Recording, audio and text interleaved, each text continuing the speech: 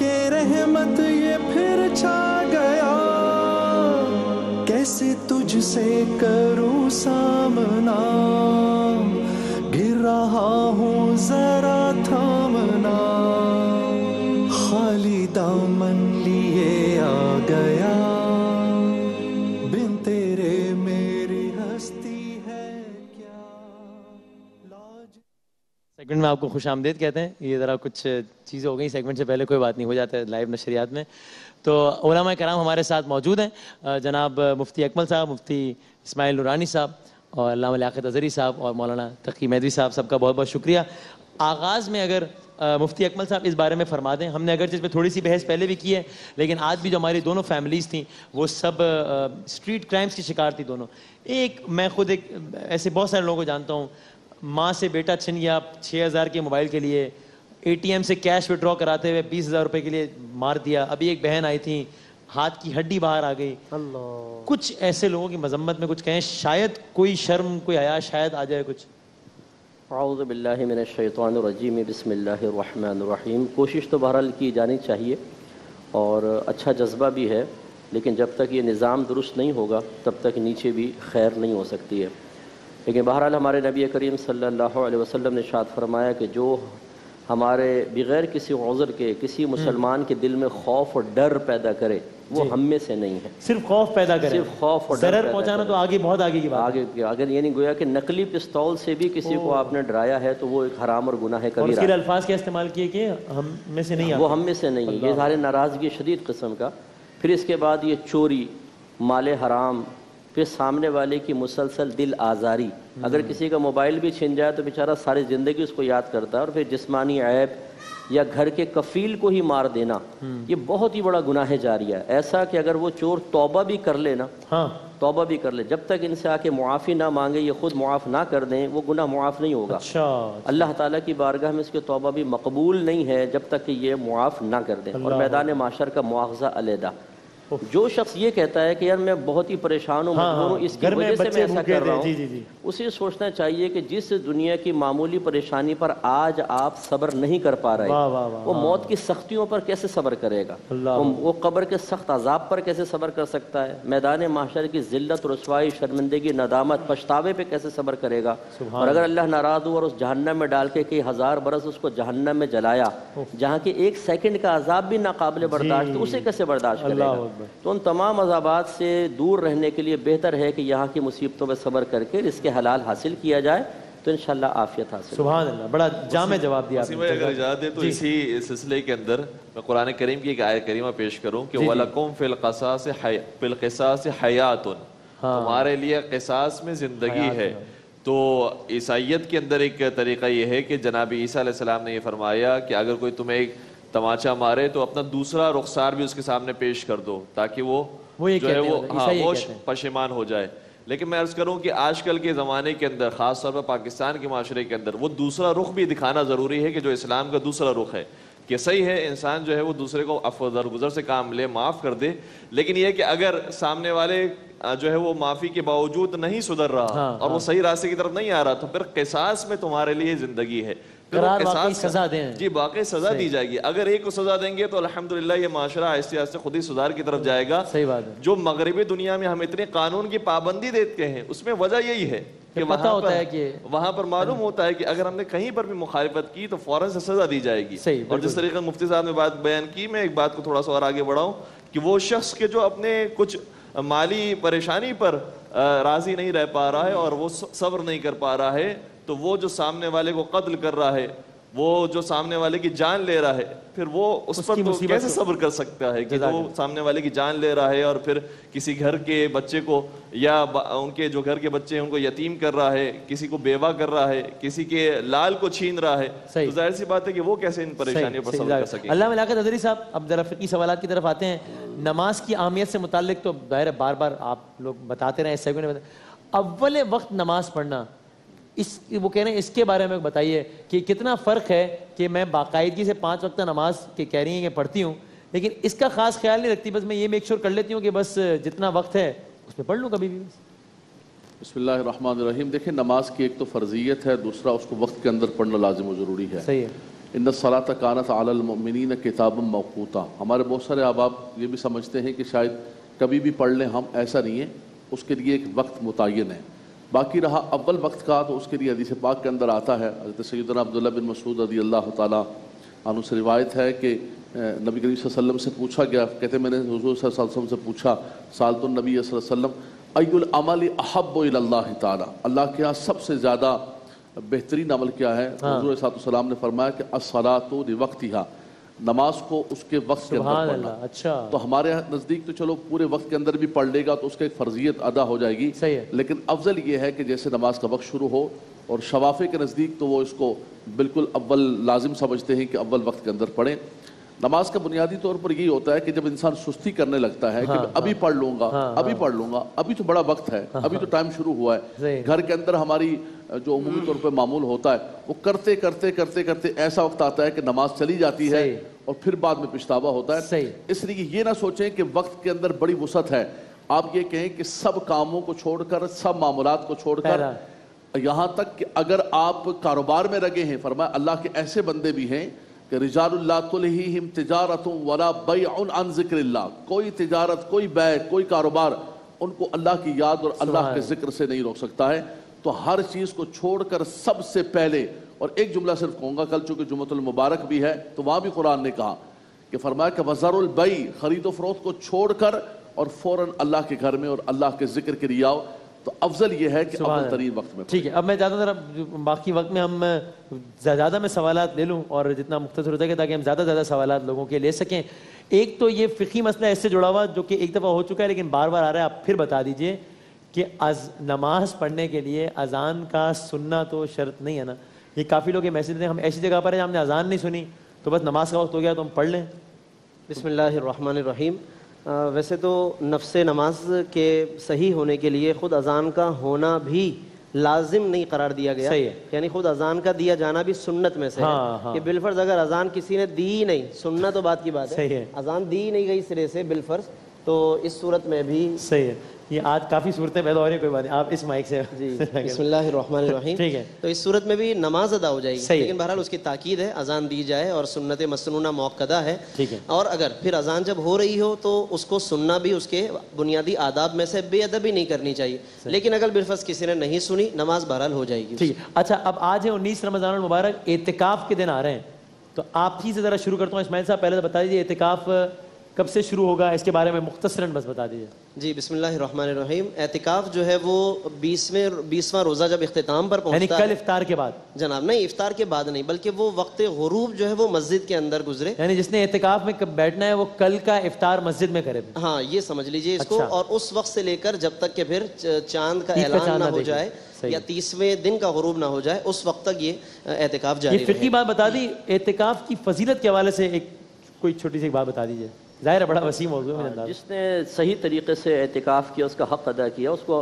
उम्रे का सवाब हासिल होता है एक रिवायत के मुताबिक। और ये भी है कि जो एतिकाफ़ का मतलब ये होता है धरना देकर बैठ जाना, इसका मफ़हूम ये भी है यानी किस लिए कि अल्लाह ताला की तरफ से मग़फ़िरत हासिल करने के लिए। जो इस सही तरीके से एतिकाफ़ का हक़ अदा करेगा, इसकी बेहतरीन फजीलत ये है कि वो मग़फ़िरत शुदा इंशाअल्लाह मस्जिद से बाहर आए। जज़ाकल्लाह। फ़िक़्ह जाफ़रिया में फ़िक़्ही एतबार से एतिकाफ़ का मसला मुख्तलिफ है कुछ? बस इसमें यह है कि 3 दिन का एतिकाफ कम से कम हो सकता है, कम से कम 3 दिन, और फिर हनफिया में कम से कम 10 दिन का होगा। मैं अलबत्ता एक और गुजारिश अर्ज कर दूं कि 3 दिन का जो एतिकाफ हो जाता है उसके तीसरे दिन फिर वकूफ वाजिब हो जाता है, मतलब वरना यानी वहां पर ठहरना, मस्जिद में ठहरना जरूरी हो जाएगा अगर तीसरा दिन दाखिल हो जाए। सही है। वरना इससे पहले अगर कोई एतिकाफ छोड़ना चाहे किसी भी काम की वजह से तो पहले दिन और दूसरे दिन छोड़ सकता है, और जितना वो ठहरेगा उसका सवाब उसी एतबार से उसको परवरदिगार अता फरमाएगा। और 3 दिन अगर तीसरे दिन में दाखिल हो जाए तो फिर उसके लिए जरूरी होगा कि तीसरा दिन मुकम्मल करे और फिर एतिकाफ से खारिज हो। एक जुमला में कहूँगा एतिकाफ के हवाले से खास तौर पर, क्योंकि आपने अच्छा मौजूद छेड़ा, चूँकि कल नौजवान खास तौर पर हमारे यहाँ बहुत रगबत पैदा होगी कि नौजवान बहुत ज़्यादा एतिकाफ के लिए आ रहे हैं, बार बार मस्जिद में आके इस्तदा कर रहे हैं कि हमें एतिकाफ में बैठने दें। हाँ। इसमें गुजारिश ये कि ये बहुत अच्छा जज्बा है, सही है, लेकिन एतिकाफ को एक मेला ठेला बना दिया है। मेरे अगले सवाल जनाब मोबाइल भी साथ लेकर आ रहे हैं, पान भी चल रहा है, मगरिब के बाद सिगरेट भी पी रहे हैं, सब कुछ धंधे वही चल रहे हैं। अच्छा, मगरिब के बाद एक खाने का सिस्टम हुआ, इशा के बाद दूसरे खाने का सिस्टम हुआ, वो माएँ बेचारी ये एहतिकाफ में क्या बैठे हैं, उनके लिए एक अलग अजाब बन गया है कि पहलवान बनने के लिए बैठे हैं एहतिकाफ के अंदर के खानों पे खाने تو اعتکاف کا جیسے مصعب نے فرمایا کہ یہ آپ نے بالکل الگ ہو جانا ہے دنیا سے، آئسولیشن، بالکل آپ نے الگ ہو کے اللہ کی طرف متوجہ ہونا ہے۔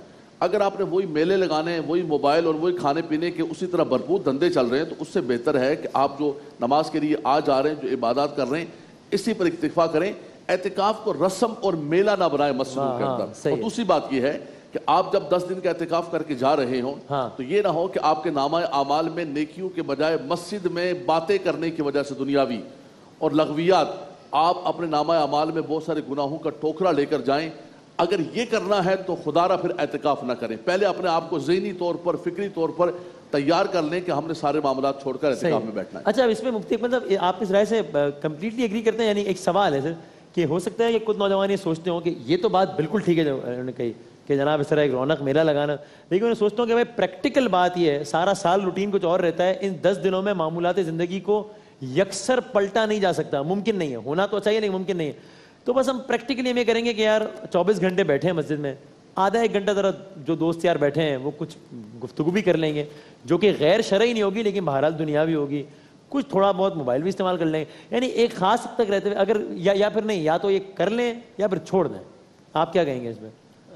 میرے خیال میں ایک درمیانہ راستہ نکال لیا جائے۔ حضرت بھی جو فرما رہے ہیں تو بہت اچھا فرما رہے ہیں، ظاہر ہے، یقیناً۔ اصل میں جو لوگ یکسوئی کے ساتھ اعتکاف کرنا چاہتے ہیں ان کا اعتکاف بھی ڈسٹرب ہو جاتا ہے۔ اچھا، نمازی حضرات جو آتے ہیں نا، بعض اوقات دسترخوان پھیلے ہوئے ہیں، برتن پھیلے ہوئے ہیں، پردے لٹکے ہوئے ہیں، وہ تراویح پڑھتے ہوئے منہ پہ پردہ آ گیا ہے، وہ ٹیڑھا میڑھا ہو کے بیچارہ تراویح ادا کر رہا ہے، اس قسم کا ماحول اور مسجد کی بے حرمتی اس کی بھی شریعت اجازت نہیں دیتی ہے۔ لیکن بہرحال نوجوانوں کو بلا کر میرے خیال میں پہلے سے ہی ان کو بولا جائے کہ جو کرنا چاہتے ہیں وہ ہمارے پاس آئیں اور اپنے نام لکھوائیں۔ ایک ہفتے پہلے سے ایک تربیتی نشست ہو جس میں پیرنٹس کو بھی بلا لیں، انہیں بھی سمجھائیں کہ بھئی اس طریقے سے اعتکاف ہوتا ہے اور یہ اس کے مقاصد ہیں، اب آپ کرنا چاہیں تشریف لائیں، اور ایک اسکیجول بنائے، پوری مینجمنٹ جو ہے اس ٹائم یہ کام ہوگا، اس وقت یہ کام ہوگا، اس وقت یہ کام ہوگا، وہ نوجوانوں کے سامنے رکھیں کہ آپ اس شیڈول کو فالو کر سکتے ہیں تو موسٹ ویلکم، اگر نہیں ہے تو دیکھیں آپ گناہ گار ہوں گے۔ جب یہ اویئرنیس اور شعور بیدار ہوگا تو مجھے امید ہے کہ بھلائی اور خیر کی طرف آئیں گے۔ فقہی طور پر اس سے باطل تو نہیں ہوتا کہ آپ فون یوز کر رہے ہیں، کال کر رہے ہیں، بات کر رہے ہیں، فقہی طور پہ مبتلات اعتکاف میں سے تو نہیں ہے؟ ہاں، ظاہر ہے کہ یہ جو امور اندر ہی اندر رہ کر آپ انجام دے رہے ہیں تو ان میں سے جو خلاف شرع کام ہوں گے اگر، تو وہ اس پر گناہ گار ہو سکتا ہے لیکن وہ اعتکاف اس کا باطل نہیں ہوگا۔ ہاں، بعض علماء نے یوں الفاظ لکھے کہ اگر اس نے کچھ ایسے اندر کام انجام دیے جو لہو و لعب میں سے ہے تو وہ بے نور اور بے برکت ہو جائے گا، اعتکاف کے ظاہر مقاصد حاصل نہیں ہوں گے، اعتکاف لیکن باطل نہیں ہوگا۔ ٹھیک ہے، کن صورتوں میں؟ جی ایک جملہ میں کہوں گا، جیسے مصعب نے فرمایا کہ مسجد کے اپنے آداب ہیں، مسجد کی اپنی حرمت ہے۔ اب مثال کے طور پر ہم ان کو اجازت دیتے ہیں کہ ٹھیک ہے جی آپ موبائل پر بات بھی کر سکتے ہیں، کچھ سہولت بھی ہونی چاہیے، کوئی تھوڑا ماڈرن بھی ہونا چاہیے۔ ہم ٹی وی پر بیٹھے ہیں تو ٹی وی کی بھی کچھ ضروریات ہوتی ہیں کہ ہم نے ٹی وی پر بڑے ماڈرن علماء لا کے بٹھائے جو لوگوں کے لیے سہولیات پیدا کرتے ہیں۔ بات یہ جو مفتی صاحب نے فرمائی ہے، میں سوچتا ہوں کہ یہ نہ ہو کہ لوگ بالکل ہی پھر کہیں تو بڑا ہی مشکل کام ہے۔ ہمارے سر آنکھوں پر ہم بھی بہت ماڈرن بننا چاہتے ہیں، لیکن دین کی جو بنیادی پیغام ہے وہ قوم کو یہ دینا ہے کہ آپ مسجد کی حرمت کو پامال نہ کریں۔ کر سکتے ہیں تو کریں، شریعت نے آپ کو مکلف نہیں کیا ہے، آپ پر لازمی کرا۔ مسجد کے اندر دنیاوی بات کرنا، نبی کریم صلی اللہ علیہ وسلم نے فرمایا کہ جو مسجد میں دنیاوی بات کرتا ہے وہ اپنی نیکیوں کو ضائع کرتا ہے۔ فرمایا کہ قرب قیامت کے دن مسجد کے اندر لوگ باتیں کر رہے ہوں گے، ان کے پاس جا کر نہ بیٹھنا، ان کو اللہ سے کوئی حاجت نہیں ہے۔ تو یہ ذہنی مثال کے طور پہ احرام ہے، حالت احرام میں آپ چلے گئے، احرام کی پابندی ہیں۔ اب بندہ کہے کہ دیکھیں یار سال پورا ہم زندگی پوری نہیں کر سکے، احرام کی پابندیاں تو بڑی مشکل چیزیں، بھائی نہیں کر سکتے وہ تو فقہی اعتبار سے ہی ختم ہو جائے گا نا۔ وہ تو دیکھیں یہ تو میں اسپرچول اعتبار سے کہہ رہا ہوں، فقہی اعتبار سے نہیں۔ یعنی اس کا مطلب ہے کہ پیغام یہ ہے، میں اگر آپ کے پاس سمجھاؤں پیغام کہ بھائی اگر دنیا کی باتوں سے بچ سکتے ہو 100% تو بیٹھو، نہیں بچ سکتے تو پھر اعتکاف نہ کرو، گھر پہ بیٹھ جاؤ، نہ کرو۔ یہ پیغام ہماری طرف سے میں یہی سننا میں کہ آپ کی رائے یہ ہے کہ بھائی اگر 10 دن دنیاوی کاموں سے دور رہ کر بیٹھ سکتے تو بیٹھو، ورنہ گھر بیٹھ جاؤ یار، ٹھیک ہے نا؟ ہم بھی ماڈرن ہیں بالکل۔ نہیں میں آپ کی بات صحیح، میں علماء کرام کی بات کو آگے بڑھاؤں گا۔ اس میں یقیناً جو ہے وہ یہ پہلو اپنے مقام پر ہے کہ انسان جو دنیاوی امور ہے اس سے دور ہو کر مسجد کے اندر آئے، پروردگار سے لو لگائے، لیکن اس کا یہ مطلب بھی نہیں ہے کہ جو رزق کے امور چل رہے ہیں، روزے کے امور چل رہے ہیں، ان کو بھی چھوڑ دے، اور جو گھر والے گھر میں انتظار کر رہے ہیں کھانے کے لیے یا بات چیت کے لیے بھی حتیٰ ان سے بالکل ہی تعلق توڑ لے، کیونکہ گھر والوں سے بات چیت کرنا، اپنے بیوی بچوں سے بات چیت کرنا، اسی طریقے سے ان کے رزق و روزی کا انتظام بھی کرنا، یہ بھی انسان بلکہ واجبات میں سے یہ شامل ہے کہ نان و نفقہ دینا واجب ہے۔ چنانچہ ایسا نہیں ہے کہ بالکل انسان قطع تعلق ہو جائے دنیا سے، لیکن چونکہ مقصد ہے مسجد میں آ کر نماز انجام دینے کا وہ یہ کہ پروردگار کی لو حاصل کرے. اب چونکہ ہم نے دین کا جو ایک حصہ ہے اس کو کبھی کبھار بہت زیادہ ہم آگے بڑھا دیتے ہیں، جس میں صرف عبادات اور نماز اور مناجات اور دعائیں ہوتی ہیں، اور دوسرے حصے کو بالکل چھوڑ دیتے ہیں کہ جس میں رشتہ داروں کے ساتھ صلہ رحم ہے اور والدین کا جو ہے وہ فرما برداری ہے اور بیوی بچوں کا خیال رکھنا ہے. اس حصے کو بھی ضرور مد نظر رکھنا چاہیے اور دونوں کو ملا کر ہی چلنا چاہیے. میں ایک امام حسن علیہ السلام کا ایک واقعہ آپ کی خدمت میں ہدیہ کروں کہ ایک شخص آتا ہے اور امام غالباً مسجد الحرام میں اس وقت اعتکاف انجام دے رہے ہوتے ہیں اور کہتا ہے کہ میرے اوپر بہت زیادہ قرضہ آ چکا ہے، آپ میری مدد فرما دیجئے. امام حسن فرماتے ہیں کہ اس وقت تو میرے پاس کچھ موجود نہیں. کہتا ہے کہ اگر آپ سفارش کر دیں میری تو وہ آپ کی بات ضرور مان جائے گا. امام حسن اپنے نالین کو ٹھیک کرتے ہیں اور جانے کے لیے تیاری کرتے ہیں. تو ایک دوسرا شخص کہتا ہے کہ یا امام آپ کا تو اعتکاف ہے، مناسب ہوتا کہ آپ اعتکاف کو مکمل کرتے اور پھر جاتے. تو اس وقت سرکار امام حسن مجتبیٰ علیہ السلام نے شاہ فرمایا کہ میں نے اپنے نانا رسول خدا سے سنا ہے کہ جو شخص کسی مومن کی حاجت روائی کرنے کے لیے جاتا ہے پروردگار اسے 9000 سال کی عبادت کا ثواب دیتا ہے کہ جس کے دنوں میں روزے رکھے ہوں، جس کی راتوں میں نمازیں پڑھی ہوں. اس کا ثواب بھی بہت زیادہ ہے، لہٰذا اس کو بھی مد نظر رکھنا چاہیے. ایک جملہ کہوں گا، علی الراس والعین، نان النفقہ واجب ہے، لیکن جو نان النفقہ کو پورا نہیں کر سکتا ہے شریعت نے اس کو مکلف نہیں کیا ہے. وہ اپنے بچوں کا ہم تو یہ بھی نہیں کہتے کہ ایسی تبلیغ کریں کہ جس تبلیغ کے اندر نہیں دوست ہم اللہ کے راہ پہ نکل گئے اور بال بچے کا کوئی خیال نہیں. ہم ایسی تبلیغ کے بالکل قائل نہیں ہیں، نہ ہم ایسے اعتکاف کے قائل ہیں. شریعت نے رہبانیت آپ پر مسلط نہیں کی اور کوئی عبادت ایسی مسلط نہیں کی ہے کہ آپ بچوں کے نان و نفقہ کو پورا نہیں کر سکتے اور آپ آ کر اعتکاف میں بیٹھیں. شریعت نے آپ کو آزادی دی ہے، نان و نفقہ آپ کی ضرورت ہے تو سب سے پہلے بلکہ واجب آپ پر، اعتکاف آپ پر واجب نہیں ہے، ان کا نان و نفقہ آپ کے اوپر واجب و ضرور. صحیح. اور اب فقہی اعتبار سے جاتے تھے بتا دیجئے کہ چونکہ یہ ایک سنت عبادت ہے تو کیا یہ فارمولا اپلائی ہوگا کہ آپ جب بھی کسی بامر مجبوری چاہیں تو چھوڑ سکتے ہیں یا نہیں؟ ہے ایک اٹ سیلف سنت عبادت، لیکن جب آپ نے اختیار کر لی ہے اب آپ کو اس کو مکمل کرنا واجب ہے، کسی بڑے عذر کے بغیر نہیں چھوڑ سکتے. جی ہاں بالکل. ہمارے فقہ حنفی میں یہی ہے کہ نوافل جب آپ اختیار کر لیتے ہیں تو اس کو کمپلیٹ کرنا آپ پر واجب ہو جاتا ہے. ٹھیک. تو بلا عذر اعتکاف توڑنے سے گناہگار بھی ہوگا، لیکن اگر کسی عذر کے سبب توڑے تو یہ بامر مجبوری ہے، خدا نہ خواستہ کسی کے اہل خانہ کی. جی ہاں اب گناہگار نہیں ہوگا، پھر اگلے سال میں اس کی قضا کرنی ہوگی ایک دن. ٹھیک ہے. آخر میں اعتکاف کے حوالے سے بس آپ بتائیے، کل لاکھوں فرزندان توحید بھیجیں گے تو بیٹھیں گے بس آپ پھر میں کمپلیٹ. بسم اللہ الرحمن الرحیم. اعتکاف کے حوالے سے بس میں یہ عرض کروں گا کہ ایک تو جو احباب یہ سعادت حاصل کرنے جا رہے ہیں تو وہ اس نظریے کے ساتھ اپنے آپ کو ذہنی، فکری، قلبی طور پر آمادہ کر کے کہ چونکہ اعتکاف کا مقصد قرب الہی اور شب قدر کو تلاش کرنا ہے تو زیادہ سے زیادہ اس مقصد کو فوکس کریں. مقصد سامنے رہے گا تو خود ہی ان تمام چیزوں سے اجتناب کریں گے کہ جو چیزیں اس میں جو چیزیں اس میں رکاوٹ بنتی ہیں. اور قبلہ نے توجہ دلائی، خواتین بھی یقیناً اعتکاف کرتی ہیں اپنے گھروں میں، تو وہ بھی اس میں پوری طریقے سے پابندی کریں. خاص طور پر ان تمام رکاوٹوں سے اجتناب کریں کہ جس کی وجہ سے اس عبادت میں خلل واقع ہوتا ہے. بہت ساری باتوں میں مشغول ہو جانا یا اور ایسے کاموں میں مشغول ہو جانا ان سے اور ایک آخری بات یہ کہ اعتکاف کو متاثر کرنے میں بعض ایسی چیزوں کا بھی دخل ہے کہ ہمیں اس حوالے سے بھی توجہ دینی چاہیے. مثال کے طور پر جو ہمارے بیرونی دوست ہوتے ہیں، یعنی جو میل ملاپ کے لیے، میل جول کے لیے آتے ہیں اور دل جوئی کے لیے، جیسے معلوم ہوتا ہے پتہ نہیں کتنے سالوں کے لیے ہم سے جدا ہو گیا ہے تو ہم سالوں نہیں ملے ہوتے وہ اعتکاف میں آ کے مل لیتے ہیں، اور اس کی جیسے وہ پرسا کرنے کے لیے باقاعدہ آتے ہیں، اس کو دلا سے دیتے ہیں کہ بابا بس ان قریب ہے عبادت ختم ہونے والی تو واپس ہمارے پاس آ جاؤ. تو ایسا یہ لوگ بھی ٹائم ضائع نہ کریں، زیادہ اتنا ملنے جلنے نہ آئیں کہ پھر لمبی لمبی ملاقاتیں اور باتیں ہوں تو اس سے بھی وہ پھر مقصد فوت ہو جاتا ہے. ان تمام باتوں کا خیال کرنا چاہیے. بہت نوازش چار علماء کرام کا، بہت بہت شکریہ.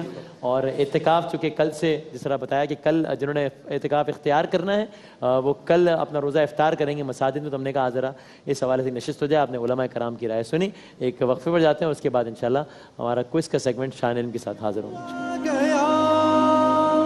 بن کے رحمت یہ پھر چھا گیا، کیسے تجھ سے کروں سامنا.